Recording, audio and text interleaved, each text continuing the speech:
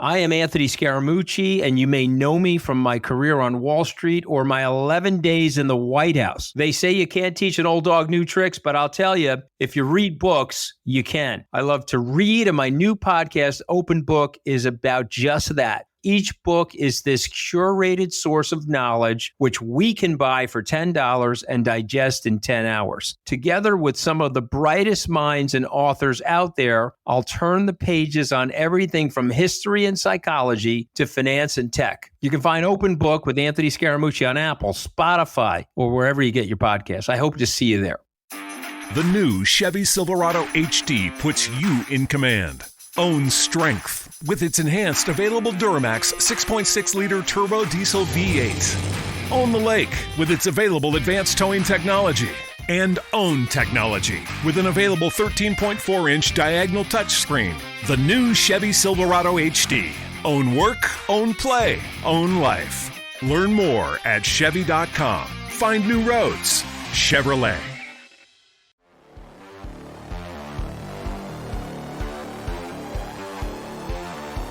Hi everybody, and welcome to another episode of JavaScript Jabber. This is going to be another old panelist episode with our very own Aimee Knight talking to us and explaining stuff about DevOps, I think.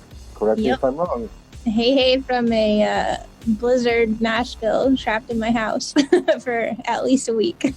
Oh, well, it's kind of blizzardy here in Tel Aviv as well. It's a freezing 55 degrees, but that's Tel Aviv winter for you.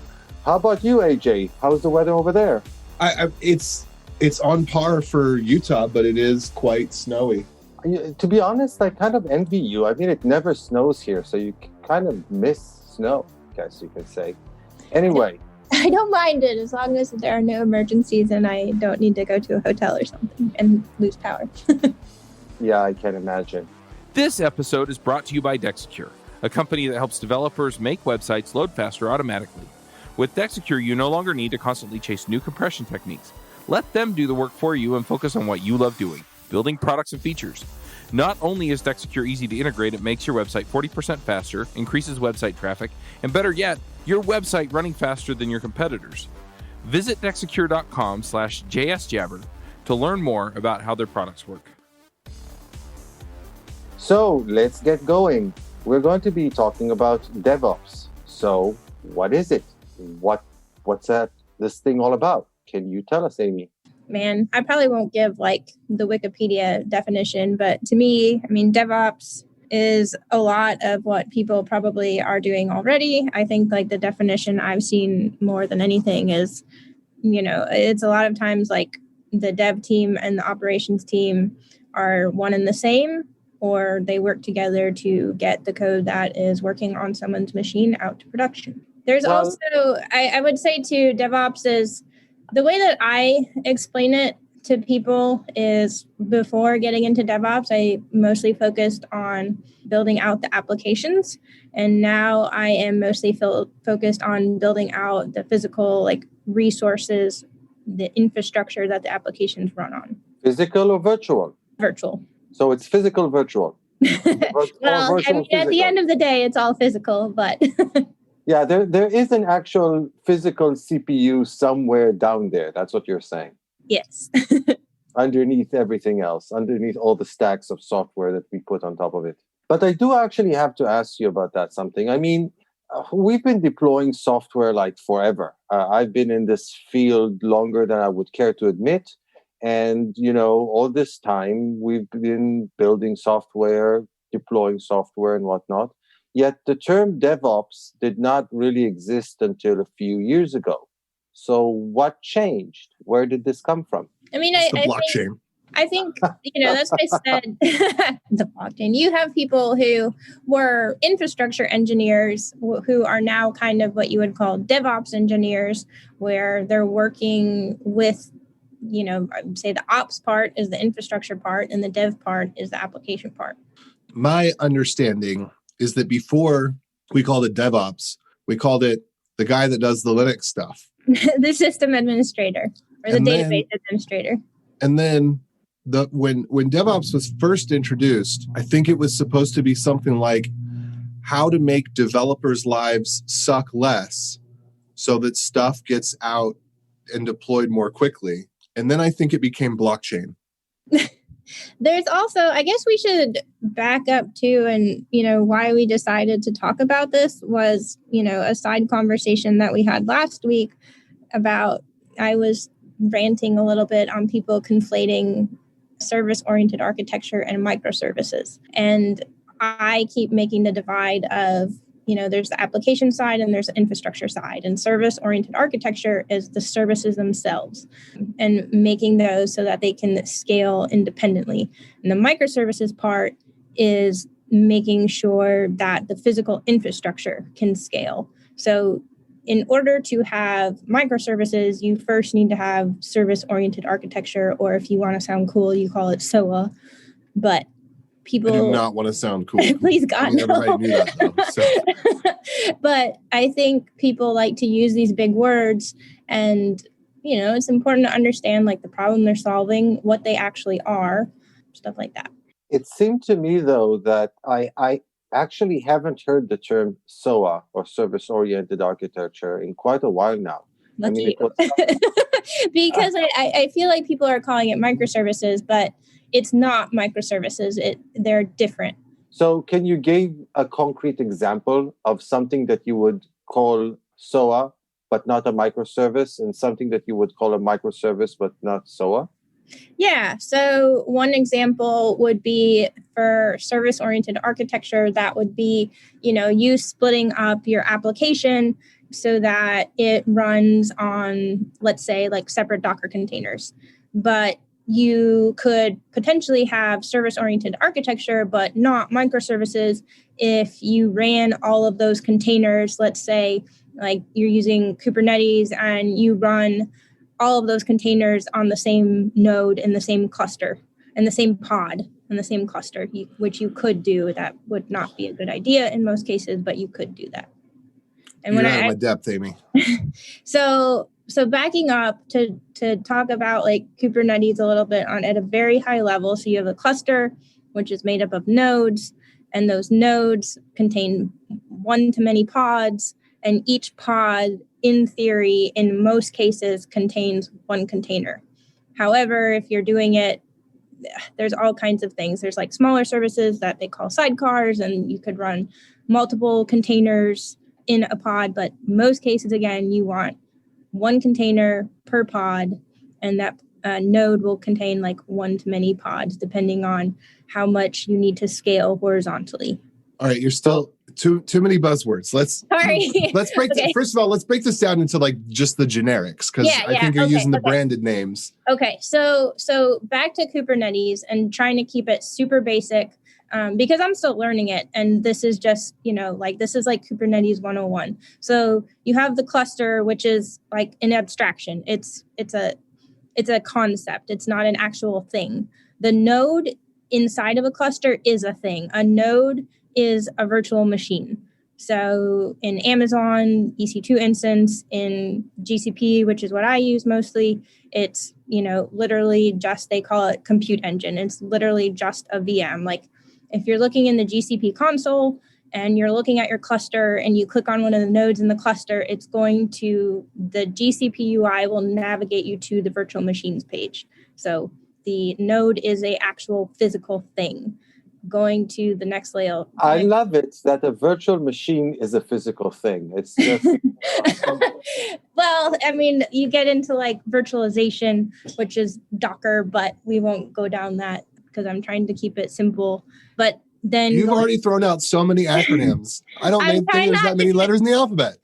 Okay, well, we're keeping it to a cluster, a node, and a pod. So we talked about the cluster, we talked about the node, then there's the pods, and you could run one-to-many pods within a node. The pod is a concept, it's not an actual thing. A pod is like an abstraction layer that wraps your container. You can sort of think of a pod and a container as the same thing, a Docker container. However, a pod is like an API layer for Kubernetes so that so that Kubernetes doesn't have to interact with the container directly. If based on my own background, which admittedly is like several years old, it was my previous employer. If I understand correctly, or and please do correct me if I'm wrong. So we have this concept of a virtual machine, which tries to totally emulate a physical machine. So it's like a simulated hardware. It literally, you install your operating system on it, and it has various benefits from being virtual, like you maybe can move it from one physical machine to another while it's like still running, but it really tries to simulate an actual physical machine. And then within that, you have your containers, which are another layer of virtualization, but a much thinner one that still creates a stronger segregation that maybe having multiple processes within the same operating system, but they still share a lot of resources with one another, which means that they're a thinner layer, and are consequently you would have multiple such containers within that single virtual machine. Am I describing it correctly so far? I think so. The main thing to keep in mind between a virtual machine and a Docker container is that a virtual machine gets its own operating system, whereas containerizing something means that each container shares the same operating system. So from what I was hearing you say, I think so, in that the Docker container is a little bit of like a thinner layer.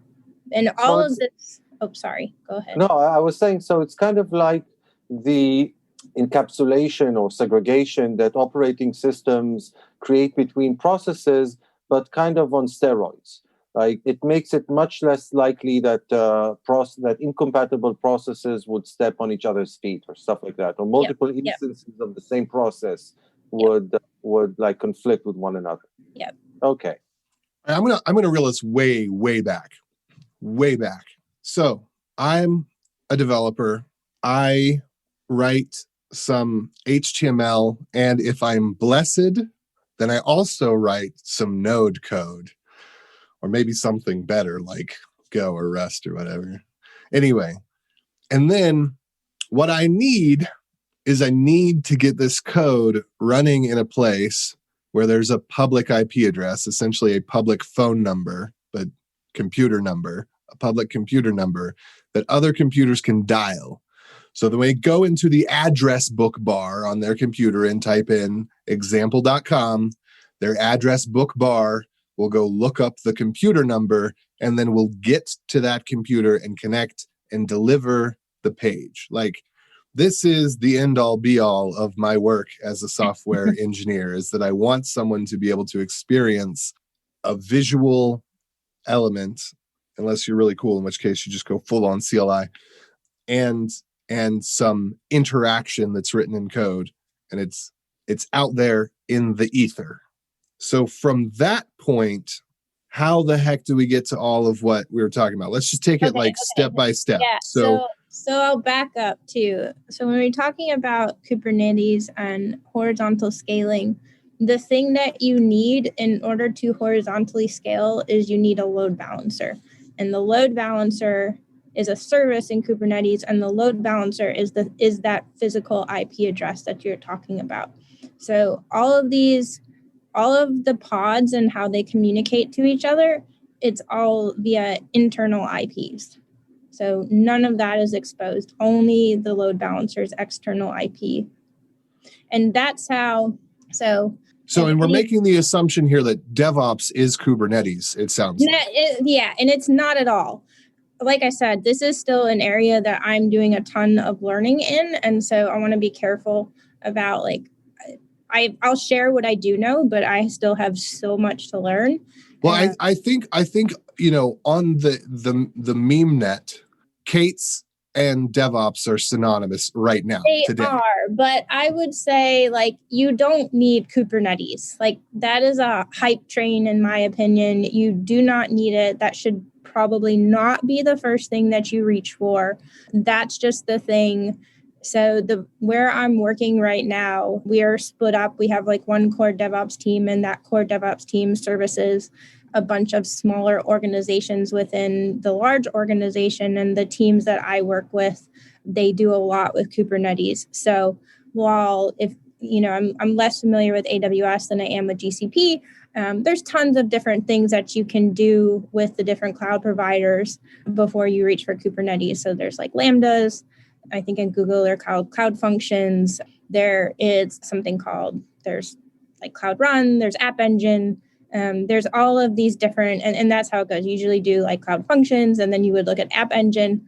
And the distinction there is there's what they call like PaaS, which is platform as a service. And then there's infrastructure as a service.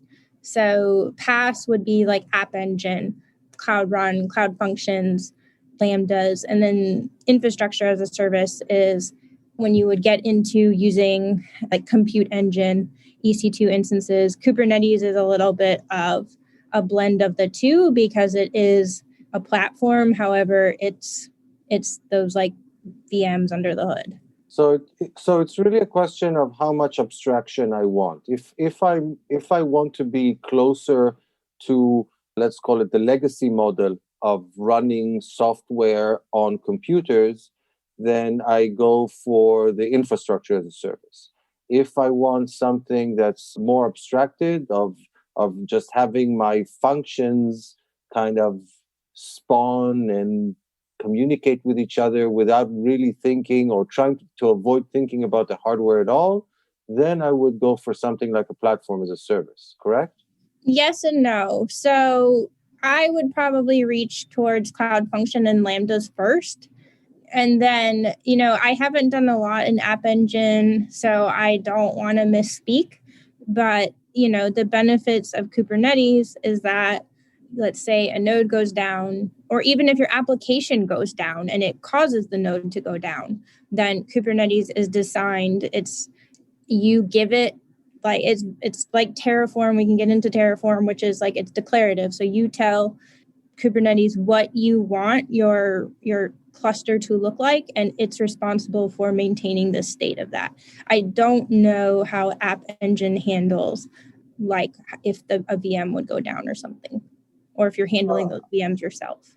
I assume that something like Lambda or Cloud Function is supposed to be robust. I assume True. The part I'm thinking of is, let's say your application throws an error, then and it causes your server to crash. So Kubernetes is designed to restart the containers, or you run out of memory and your application crashes. Kubernetes is designed to prevent, well, it doesn't prevent that, but it keeps your app up by spinning up new ones whenever one of them goes down. And I don't know how that works with the other services. From my perspective, this whole thing kind of transformed into DevOps when this whole mechanism became much more programmatic, or programmable might be a better term.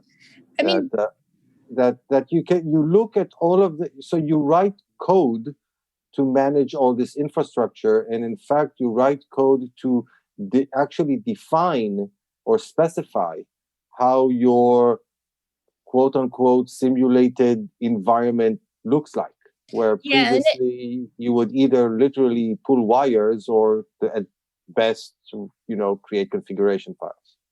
And that's where, if you hear people using the term infrastructure as code, that's what they mean. Whether that is like a YAML file, there's lots of different ways that you can, create these physical resources. You can do it in YAML, you can do it in Terraform. We can talk about that if you want to. So what was the name of that infrastructure as code guy that we had on here a couple months ago? Pulumi.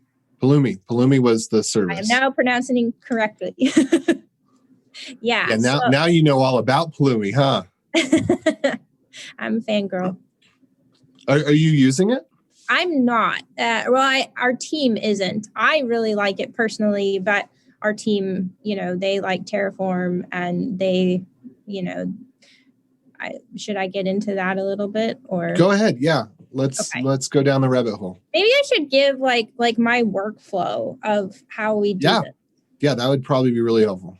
Okay, this may be kind of long-winded, but hopefully this paints a good picture for people. So, and The lines kind of blur because I'm still learning. I would probably have a larger hand in the deployment of the application to, let's say, Kubernetes, but because I'm still learning, I am more focused on the infrastructure side, which is getting the physical like resources up so that the teams can do their deployments. But that part we kind of work hand in hand. So, backing up what I used to do. So I, am working on my feature on my local branch. I merge that to master, and I'll talk about, so the work that I do right now, I do two things. Like I work on an application, but then I also work with these other business units. But let's take the application that I work on. So I work on my feature, I merge that to a develop branch, and then we decide, that we're ready to take that develop branch and whatever's in it, and we want to take that to production. So we have build systems in place where it will build a Docker container for the different parts of the application. So we have like a Docker container for the UI and the API. They run in one container that, is a small internal application. So probably, not how some people would do it. And then we are using Postgres. So that's in a Docker container. You could, in theory. Now, how do you have Postgres in a container when you need the database to be long-lived? Like, you can't just have your database disappear and then, be regenerated. I don't know the specifics of that. And maybe that's a poor example because that's just like a small internal application. Well, I'll tell you the answer because I just was being devil's advocate here for the... it's a mounted volume. You have all the stuff goes on a mounted volume, and the mounted volume could be something like... EFS, or it could be something simpler than that.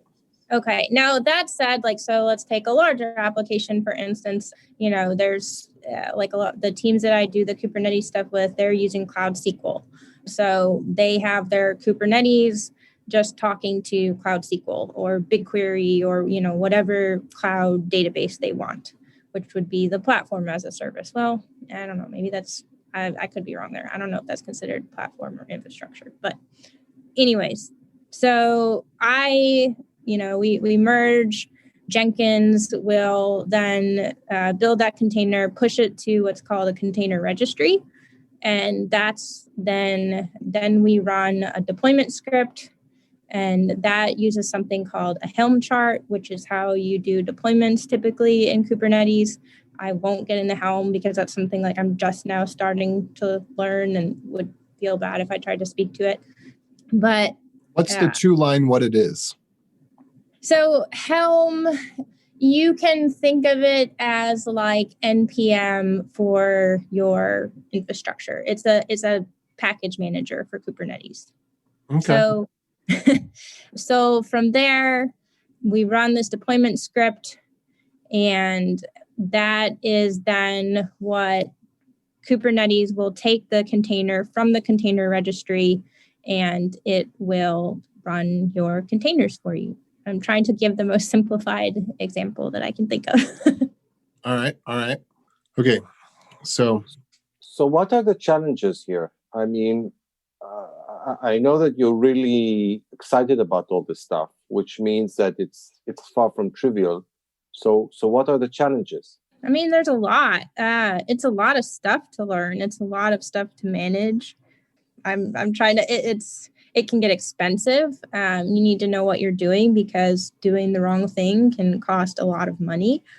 Then there's the, people like jump on the microservices bandwagon. But if you think about that from a development perspective, like let's take it back to the old days where we were just doing like Ruby on Rails, and I can just run Rails server and I get, everything I need. I get my API, I get my UI, it's pretty easy. However, you get to the point where you have an application where you're doing service-oriented architecture and microservices, running that application locally, whether it be the developer or the DevOps team, like it gets more complicated trying to, create that environment, get everything spun up locally. how do the developers actually develop really in that kind of an environment? I mean, we kind of discussed this in the past on several episodes where we talked about serverless, about the challenges of simulating a serverless environment as part of your development environment. What do you guys do about it? So for us on the smaller application that I work on, we are just running those containers locally. And, we do a sync of data every month, but that's like an internal detail probably to what we're doing. But the other teams, I mean, that is the joy too of, I would say that, using like Cloud SQL, or I don't know what the AWS equivalents are, you can have like a dev Cloud SQL instance and a prod one, and you can just point your development environment at that remote development Cloud SQL instance. So I think that would be a lot easier for a lot of teams. But then I'm not really emulating a serverless. Oh, what do you mean exactly?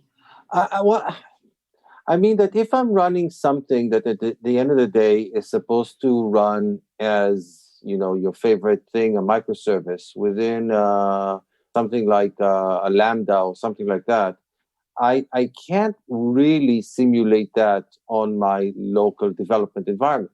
I mean, I haven't worked with Lambdas directly. The most that I've ever done is playing around with something called MongoDB Stitch, which, if I understand correctly, is similar in that, it's executing like MongoDB Stitch is like this layer over MongoDB where you don't need a backend. Your front end can literally, work with like a remote MongoDB instance, and you can like execute these quote unquote like cloud functions.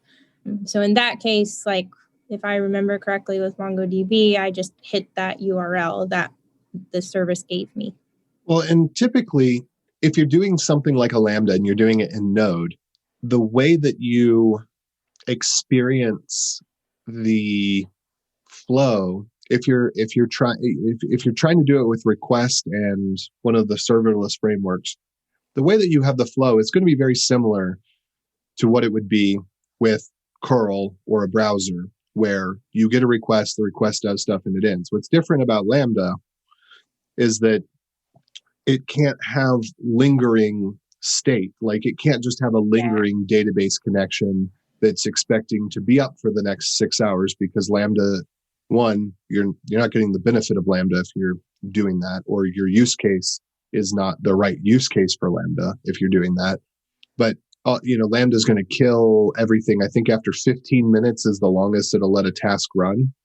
And so Lambda is really just for very small, short-lived tasks. So it could be things like web requests. But again, I mean, you got to consider, where is your real value? Are you going to spend a month re-engineering your stuff to use Lambda so that you can save $4.33 while you only have 10 users? Or are you actually getting a benefit out of it? One company I worked with that they had a use case where Lambda made a lot of sense was there's literally hundreds of thousands of users at max, tens of thousands of users at minimum, and lots of requests that come in to do a specific task that basically take a couple of seconds every few minutes. And so Lambda is a good use case for that, because you do get a lot of scale, and even if it ends up being more expensive, it doesn't matter because of the way that the pricing model and everything was structured. But I think in that case, it ended up being cheaper. And with Lambdas, you have to specify like how much memory and stuff like that to allocate to them? I think that you can. I don't think that you have to, but they do have much more stringent limits because they are meant for small, short-running tasks. They're not meant for, like, for example, I mean, somebody gave this example earlier on the show, like a year ago, where what they were doing was basically managing an email list, and the Lambda just connected to a database, added a person to a database, connected to the simple mailer service or whatever it's called, and then sent that off. And so that's something that requires no RAM and no CPU power and no long-lived connections. It was basically just connecting other, essentially microservices together. Like the database probably in that scenario wasn't even like a traditional database. It was probably something like a Firebase or whatever, where you just like connect to it, do a post, and you're done. So we had Gareth McCumsky on JavaScript Jabber episode 440 talking up the benefits of serverless. And what I recall from that conversation is that while the issue of cost did come up, and as I recall, you kind of debated that with him, from his the way that he presented it, the main benefit of using serverless was actually the architecture that it forces you to adopt. That this whole concept of breaking up your application into short-lived tasks that do a specific thing actually results in a cleaner architecture for your entire, I don't know, application, service, call it what you want. I would say maybe. If you subscribe to that pattern and it works well with your brain and your team and you actually do it correctly, then sure. But the same is true of every other paradigm. I would say too, like there's a lot of like, Kubernetes proponents for like, well, this makes it easy to run like on any provider. And I would say, I don't know, at least in my experience, like there's a lot of stuff that doesn't transfer. Like one thing we haven't talked about that is a massive, this is a massive like consumer of my time is not just the DevOps side of this, but all of the InfoSec concerns, like all of the permissioning and security around it. And I say that because how that is modeled is very different, at least from my understanding, between AWS and GCP. So do you want to talk about that for a minute, or do you want to go back to the Terraform stuff? Let's talk about Terraform, and then I'll briefly get into the permission stuff. And again, like this is just kind of like, I'm sure there are people who, if you listen to like, if there are dedicated DevOps people listening, like they probably know way more about this stuff than I do. But I'm learning, and I'm just trying to share as I learn. But Terraform, we kind of talked about it on the episode with Pulumi, but Terraform is probably what I dove into first. And what Terraform is, it is, I guess you would call it like an API to interact with the GCP, AWS, Azure APIs. So, and the APIs also kind of have to do with permissioning, but I'll get into that. But so like, I mean, that's really at the end of the day, that's what like GCP is. It's exposing all of these APIs for you to do things. You could either click through them in the UI, which people will call ClickOps. But the joy of using Terraform is you have it in, I'm trying to use the buzzwords so that people will start to like equate them to what they mean. But so Terraform is the infrastructure as code that allows you to spin up all of this stuff. And like, let's say, I'll take like a Kubernetes cluster, for example. So there are a lot of different resources that you may or may not have in your Terraform to create this cluster. There's the cluster itself.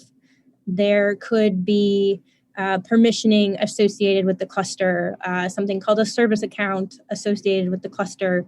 There are node pools that are associated with the cluster. So node pools in Kubernetes, like I was saying, is a node pool is you could have like, let's say that you are doing some machine learning stuff. And node as in network node, not node as in pool of Node.js node. No, node pool as in node pool of virtual machines. So if you have a machine learning workload, you would have, I'm blanking on the optimized VMs that they have for that. There's a special kind of virtual machine that you would use if you're running a machine learning workload. So you would want to have portions of your application that are doing, the machine learning stuff running in a certain pool. And then you might have your UI running in another pool with less powerful VMs, like a traditional CPU VM or GPU VM, maybe, I don't know. So Terraform is literally just declarative. If I'm talking about JavaScript, it almost reminds me of oh my God, taking me back to the day. YAML file. It almost reminds me of like a grunt file or even like a package JSON file. You write Terraform in something called HCL, which is a HashiCorp configuration language, which is what Pulumi is like a competitor to. You can do some like scripting in it, but it's not very powerful, which is why I like Pulumi better. But so you create these different resources, like a cluster resource, and a couple node pool resources, maybe some service account resources. Should I say what a service account is? Sure. I'm running out of breath. Before you do, a quick question about these configuration files. So from what you're describing, it's a domain-specific language or DSL that's specifically intended to provide the generic means to define a virtual infrastructure on essentially any cloud platform. Now, if I have like a scale for us front-end people with JavaScript on the one hand, which is imperative and you can create whatever logic flow you want, being like the extreme on the one hand, and with CSS on the other hand, being this declarative language that has very little in the way of imperative capabilities, if it has it at all. It's mostly about declarative specification of what you want. Where does this fall in between these two ranges? Have you ever wondered if you could be offering a faster, less buggy experience for your customers? I mean, let's face it, the only way you're going to know that is by actually running it on production. So go figure it out, right? You run it on production, but you need something plugged in so that you can find out where those issues are, where it's slowing down, where it's having bugs. You need something like that there. And Raygun is awesome at this. They just added the performance monitoring, which is really slick, and it works like a breeze. I love it. I love it. It's like you get the ray gun and you zap the bugs. Anyway, definitely go check it out. It's going to save you a ton of time, a ton of money, a ton of sanity. I mean, let's face it. Grepping through logs is no fun, and having people not able to tell you that it's too slow because they got sidetracked into Twitter is also not fun. So go check out Raygun. They are definitely going to help you out. There are thousands of customer-centric, customer-focused software companies who use Raygun every day to deliver great experiences for their customers. And if you go to Raygun and you use our link, you can get a 14-day free trial. So you can go check that out at javascriptjabber.com/Raygun. I guess it's more like CSS to me. It really CSS. I would equate it to like a package JSON file, and you can do like a little bit of logic in there. So you basically say like you would have in your Terraform, they call it an argument, but you would have a property of the virtual machine type, and then your value would be, there's tons of different types of virtual machines based on like your CPU and like needs that you would have to pick. So that's what you would define in your Terraform. You can specify, so you can actually, when you execute the script, you can pass parameters in, and some of the values within that configuration are the result of, let's say, doing some sort of expressions on those passed in values. Okay. Yeah.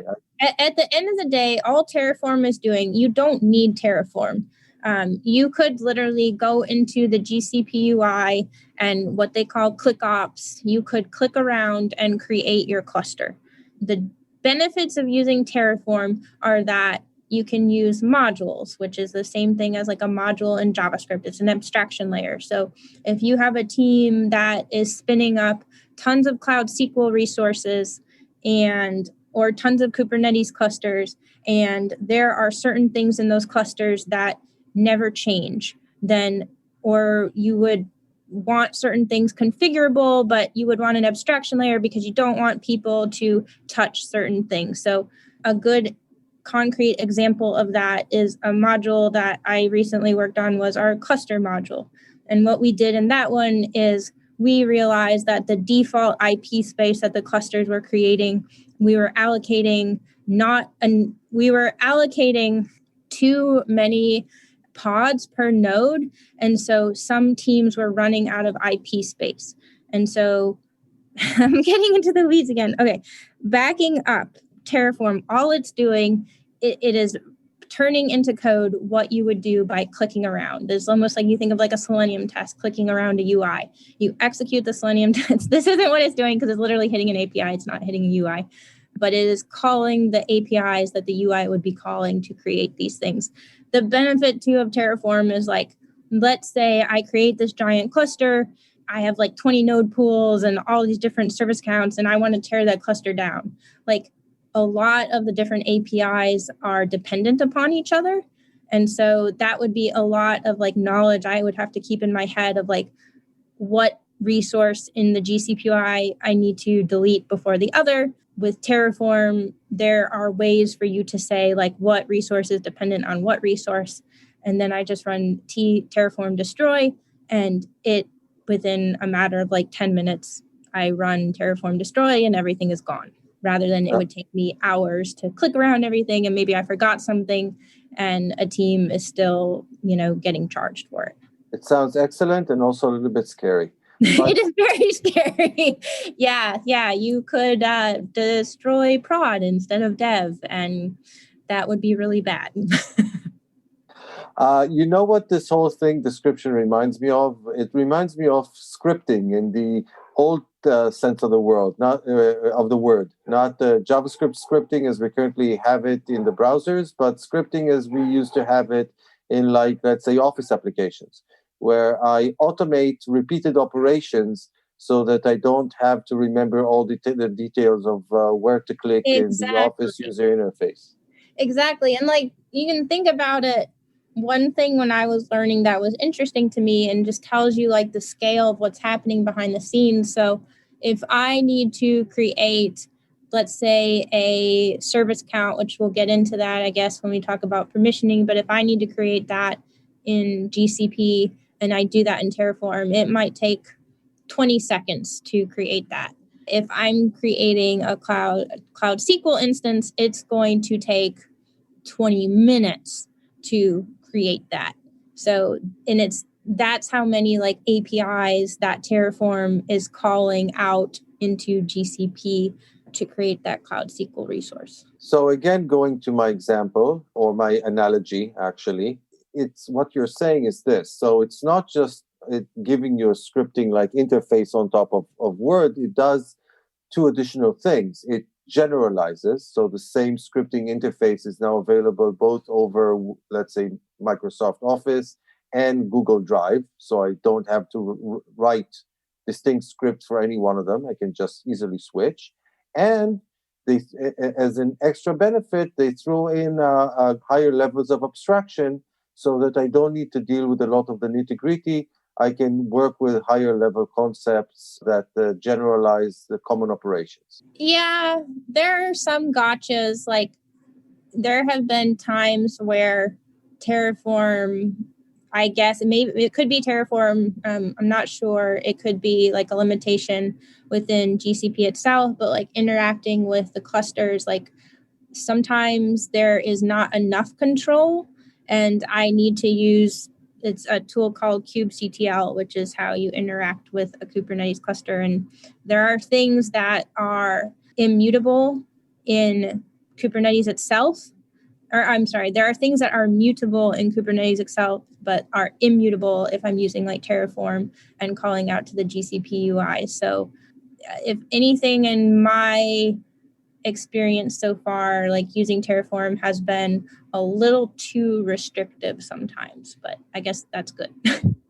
And again, going to that episode we had about Pulumi, what you're saying is that Pulumi is a competitor to Terraform or an alternative, let's say, to Terraform that's more programmatic in nature. Yeah. It allows me to, instead of using the HCL, the HashiCorp configuration language, it allows me to use like JavaScript, and I think they have like .NET and other languages. So it's just a set of APIs that I can invoke from my favorite programming language to. So really, instead of building a configuration file, I literally write an application. Yep. I guess I know we're like maybe coming close to time. Should talk about the permissioning stuff for a few minutes before we do picks? Go for it. So the permissioning stuff, like GCP and a lot of these cloud providers, I mean, it's probably not very different than permissioning for like your application. Like, well, you would have, they call it like scopes, where certain people are allowed to do certain things. But in GCP, you have what's called a role, and they have like out of the box roles. And those roles can be applied to groups of people, which can be like associated with a Google group for your team. And there are users, that are in that Google group. And that role contains a set of permissions, and the permissions are the permissions to certain APIs. So maybe you have a QA Google group and you would want to give that QA certain roles. Sometimes you want to do like a custom role so that you can fine grain, like add certain permissions, but then your dev team is going to have other roles that contain other permissions. Then you also have what we were talking about, which is service accounts. And the service accounts is basically like my application talking to another GCP UI. So a service account is literally like a machine user. It's not associated with an actual person. It's associated to an application or a service. But the thing that like consumes, at least for me, it's kind of like busy work pretty much, and looking at ways to automate it. But you always want to do what's called least privilege.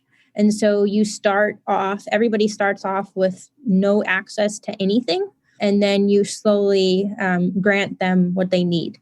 So, that obviously I'm sure sounds probably time consuming, and it is, because I call it like permissioning whack-a-mole. Like everybody starts with nothing, and then as they're trying to do certain things, they're like, oh, I'm getting this error.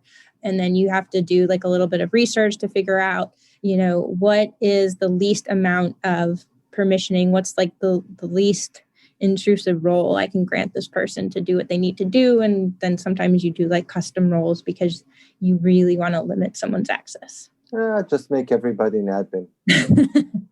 So what kind of roles do people need? Like, because I would think you push code, you're done. Like, what do I need access to this thing for? Yeah. So you just think like how many different APIs there are within GCP, and people need different roles, which would be the different permissioning for those APIs. Like, do they want read access to this API? Do they want write access? Do they want admin access?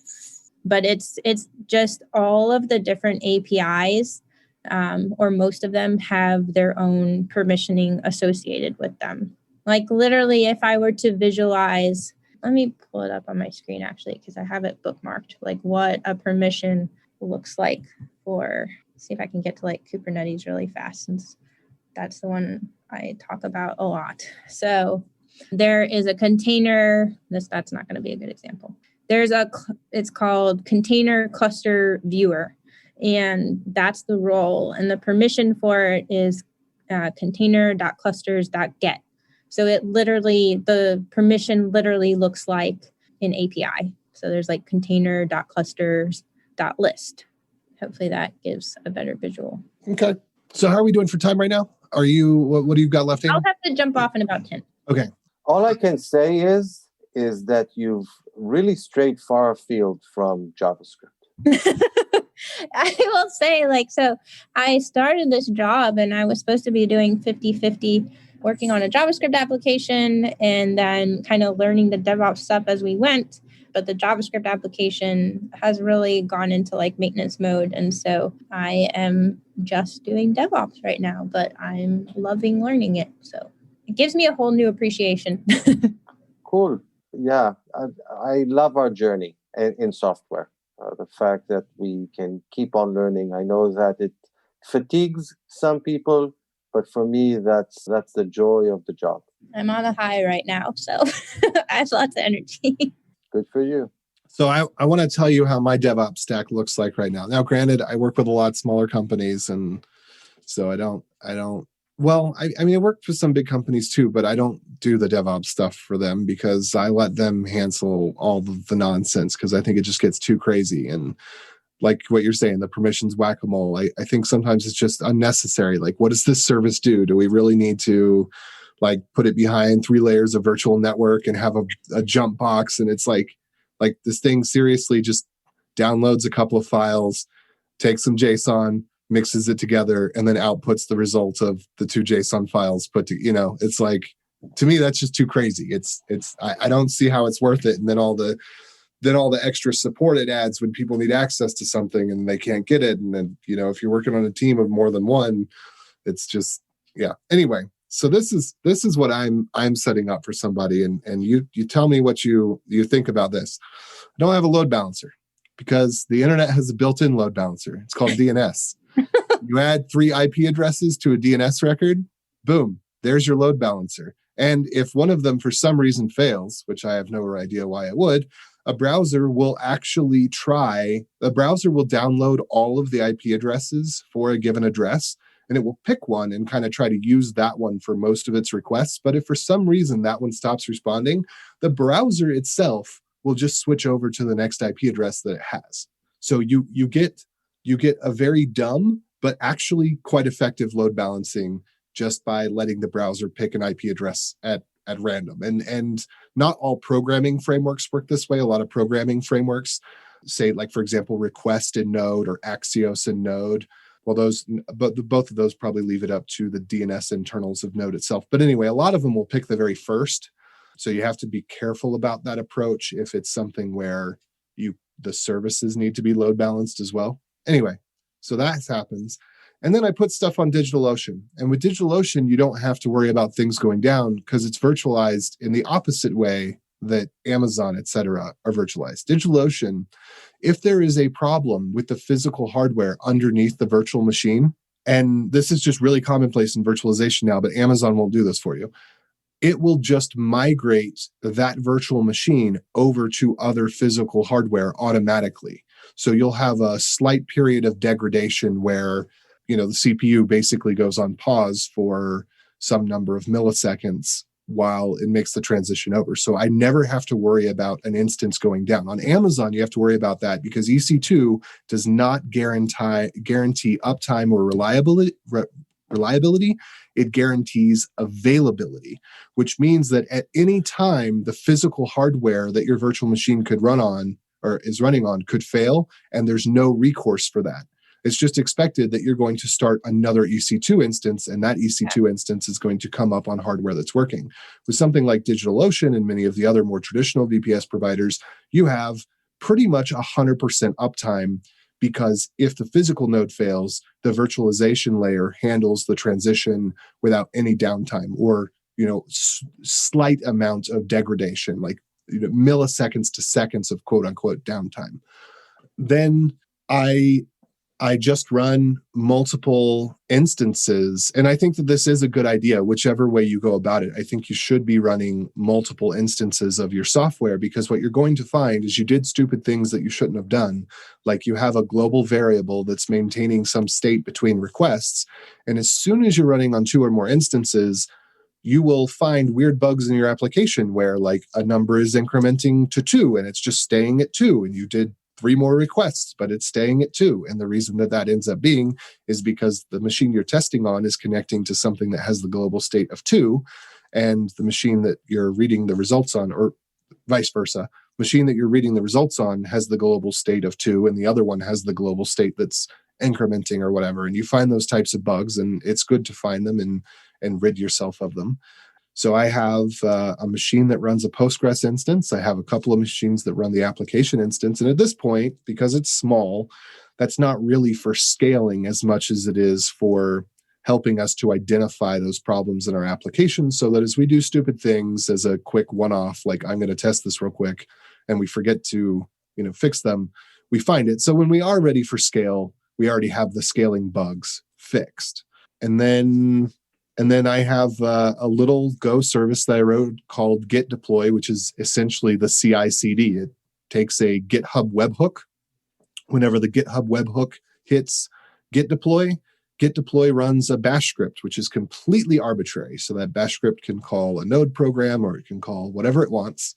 And then it runs the build and test process that's defined in that script. So one thing that I'm going to add to it is the ability to view a report so that when the script runs a test, it can basically just curl or make an Axios request to other requests to a URL, and then give back a JSON report of like, here's how the build went, here's how the tests went, kind of thing, and be able to view that very simply in a table on a web page.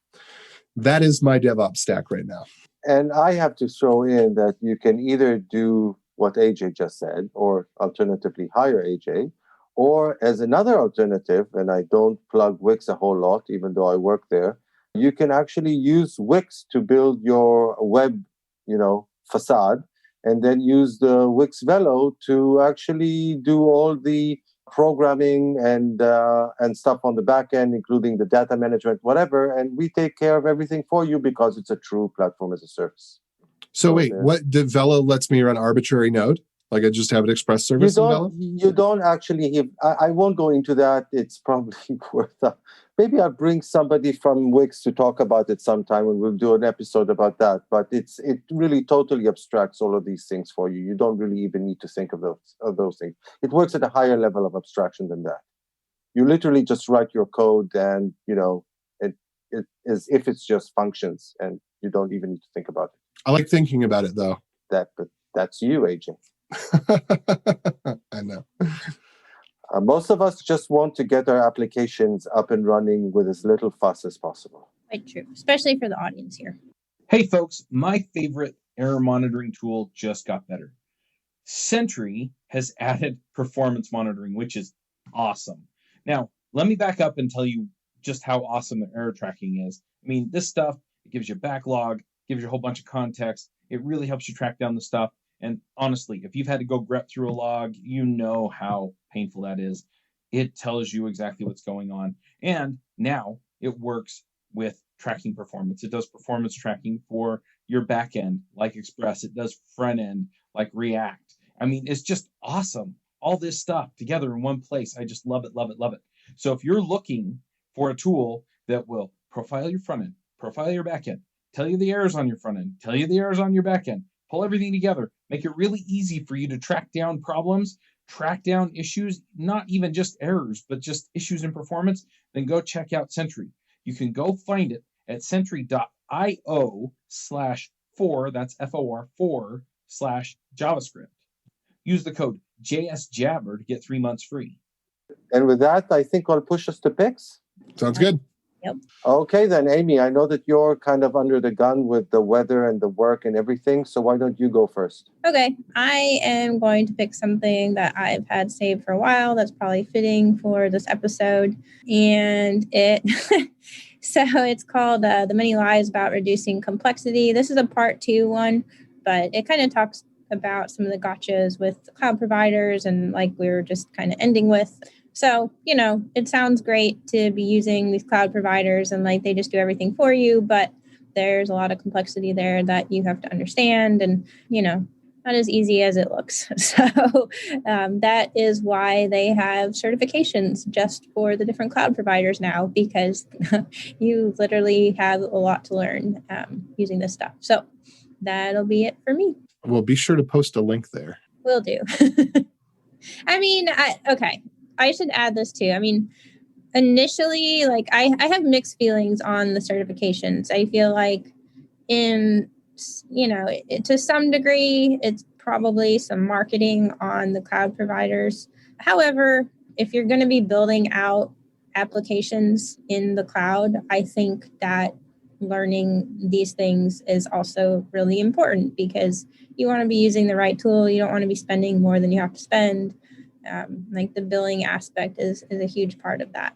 Like that's when I talked about the internal application, that's the internal application I work on, is a way for us to visualize how much we're spending across the entire organization. Cool. Okay, then. AJ, how about your picks? So my first one is going to be Life as a Bokoblin, a Zelda nature documentary. So somebody made an Animal Planet / BBC style Zelda spoof, and it is totes adorbs. It's got the guy with the voice, and here we see in his natural environment The bokoblin is not as violent as we may have expected. In fact, we can see he's actually part of a community. It was amazing. Absolutely amazing. Loved it. Props to, I think it's like Monster Maze is the channel that creates it. Anyway, that was pretty cool. And on the note of video stuff, there is a service called Libry.tv. I think it's supposed to be library. It's LBRY.tv. And it's basically, you can sign in, you can import over all of your YouTube stuff. A lot of the creators are already over there. Like I found a bunch of the people that I follow on YouTube are already on Library. And it's kind of got like this system of you get these digital token coin things for how many videos you upload and how many views you get or whatever. And then instead of giving a like, you can give like a token or something. That part, I don't know. It's interesting.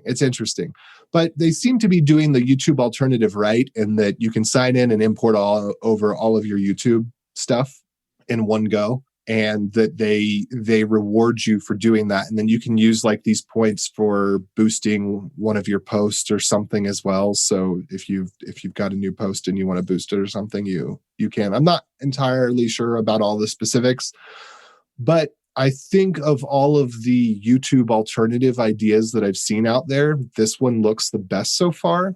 And I'm going to see if I can start using it. It supports embeds. I mean, it really seems to be like, an apolitical YouTube. So you could just watch the content you want to watch without getting a whole bunch of algorithmic stuff shoved down your throat that you don't care about, and not have to hear people go on their tirades of like, YouTube is shutting us down for doing some benign thing that we didn't actually do all the time, which seems like across the entire political spectrum, because I listen to people on all sides. It seems like everybody's complaining about getting their videos demonetized for the stupidest things. And so it seems like there's an appeal there to find a platform that is less political and less uncle brother, big brothery or whatever. Anyway, and then along with that, I already posted this, but just because it's one of my videos that got ported over on Libry. I don't know how I should look up how to say it. The LBRY.tv. My GameCube homebrew in 6 minutes video. I'm just linking to that. So if you want to check out how a video looks on the platform or whatever, and get me like 0.001 coin token things for watching a video, there you go. Cool as well. So now it's my turn, last and least. So I mentioned Wix already today, so I'll do it again. This time as part of Wix, just as the part of Wix Picks, just because it's such a cool and good thing that Wix is doing. Now, unfortunately, given that we are recording this on February 16th, and what I'm going to mention ends on February 21st, it's going to be too late by the time that this podcast airs, but hopefully Wix will do it again. And this is the thing. It's called Wix Enter. The website is actually Wix-Enter. And it's a program for juniors. So it's called for students who are studying computer science to basically sign up to a course that Wix is giving. It's a 2.5 months course that teaches lots and lots of stuff about web development, with the web development fundamentals and beyond. There's also mentoring involved, obviously with the intention of getting these people to hopefully decide to continue working at Wix, because Wix is actually going to be paying them a salary while they're doing this training. So I really like it that Wix is offering a way for juniors to actually enter the field, because too often I hear about juniors not being able to find their way into actual jobs in companies that want to hire them and train them and teach them and get them up to speed. So I'm really happy that Wix is doing that. Like I said, it'll probably be too late. It will definitely be too late by the time this episode airs, but hopefully Wix will do it again. So that's one pick. The other pick that I want to mention is actually something that DHH put on his Twitter account. And it's a comparison of the performance of various, the devices, you could phones and computers, when executing the speedometer 2.0 JavaScript tests. So it just compares the performance of running JavaScript code on various hardware. What's really interesting is that the latest iPhones are really killing it. Like the iPhone 12 Pro runs JavaScript, at least this specific test, something like more than 3 times faster than the fastest Android phones out there, like the Samsung S21 or the OnePlus 8. And faster than most desktops. Yeah, way faster than most desktops. Because it's the M1 watered down phone. Yeah, it's A14. And the M1s are something like 15 or 20% faster than that. So like the one at the top of the list is the MacBook Air M1 running Safari. But interestingly, even when running Chrome, it's almost as fast. So it's not so much about the software, it really is the hardware itself. But this has an interesting implication in that if you're developing your website and you own an iPhone 12 and you're testing that website on an iPhone 12, be aware that Android users will be experiencing this website at best 1/3 the speed. And at worst, something like 1/30th the speed if they're using a somewhat older Android phone, because the older Android phones were already 6 times slower than an iPhone 8, and this new iPhone 12 is something like twice as fast as the iPhone 8. So it really creates a situation where you really need to make sure that when you're developing complex websites or web applications, you don't just test them on your latest and greatest iPhone. And I'll post a link to this comparison table. It's really interesting. And again, kudos to Apple for delivering such amazing hardware. Yeah. It's just mind-blowing that they've put a phone processor in a MacBook Air, and it's the most powerful computer money can buy, with a few exceptions in the consumer market. Yes, cool. Saying cool a lot today. So maybe a lot of things are cool today. That's cool. That's cool. Yeah. Anyway, that's it for me. So that's the end of picks and the end of the show. So Aimee, thank you very much for sharing with us all this excellent information about DevOps, and really seems that you're enjoying your new journey. So congrats on that as well. And to all our listeners, thank you for joining us, and please join us next time as well. Bye. Bye. Adios. Bandwidth for this segment is provided by CacheFly, the world's fastest CDN. Deliver your content fast with CacheFly. Visit CacheFly.com to learn more. The new Chevy Silverado HD puts you in command. Own strength with its enhanced available Duramax 6.6-liter turbo diesel V8. Own the lake with its available advanced towing technology. And own technology with an available 13.4-inch diagonal touchscreen. The new Chevy Silverado HD. Own work, own play, own life. Learn more at Chevy.com. Find new roads. Chevrolet.